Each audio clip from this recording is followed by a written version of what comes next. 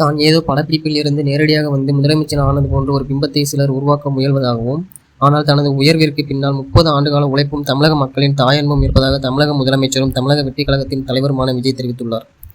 தமது அரசியல் பயணம் குறித்து பேசிய முதல்வர் விஜய், சாதாரண நடிகனான தொடங்கி நேர்மையான உழைப்பால் மட்டுமே இந்த நிலையை எட்டியுள்ளேன் என்றும், எனது உழைப்பையும் தாண்டி ஒவ்வொரு வீட்டு பிள்ளையாக என்னை ஏற்றுக்கொண்ட தமிழக மக்களின் அன்பை எனக்கு கிடைத்த வரம் என்றும், 1990களில் ரசிகர் மன்றமாக தொடங்கி நற்பணி மன்றம், விஜய் மக்கள் இயக்கம் என படிப்படியாகவே மக்களின் மத்தியில் வளர்ந்தோம் என்றும், 2008இல் ஈழத்தமிழர்களுக்காக உண்ணாவிரத போராட்டம் நடத்தினோம் என்றும், தொடர்ந்து கல்வி, சமூக சேவை, வெள்ள நிவாரணம், கொரோனா கால உதவி, விலையில்லா விருந்தகம், குருதியகம் என மக்கள் நலப் பணிகளை தொடர்ந்து விரைவுபடுத்தினோம் என்றும் குறிப்பிட்டுள்ளார். சமூக பிரச்சனைகளும் அரசியல் நகர்வுகளும் திரைப்படங்கள் வாயிலாக ஊழல் எதிர்ப்பு, சமூக நீதி, கல்வி மற்றும் அரசியல் குறித்து பேசியதால் சந்தித்த பிரச்சனைகளை பேசினோம்.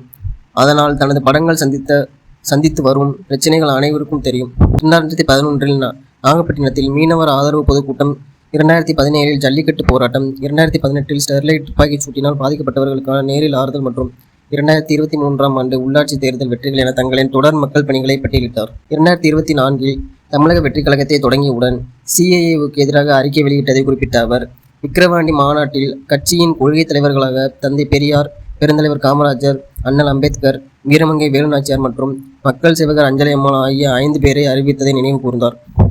இந்தியாவில் 2 பெண் ஆளுமைகளை கொள்கை தலைவர்களாக அறிவித்த ஒரே கட்சி தங்களது கட்சிதான் என்றும் அவர் பெருமிதம் தெரிவித்தார்.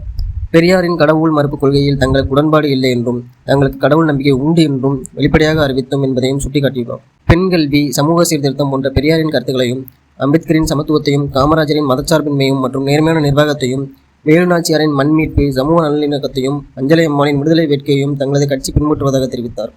மதச்சார்பற்ற சமூக நீதி மற்றும் பிறப்புக்கும் எல்லா உயிர்க்கும் என்பதே தங்களின் அடிப்படை கோட்பாடு என்றும், மதுரை மாநாட்டில் அறிஞர் அண்ணா மற்றும் புரட்சித் தலைவர் எம்ஜிஆர் ஆகியோரை தங்களின் அரசியல் வழிகாட்டிகளாக ஏற்றுக்கொண்டதாகவும் அவர் கூறினார்.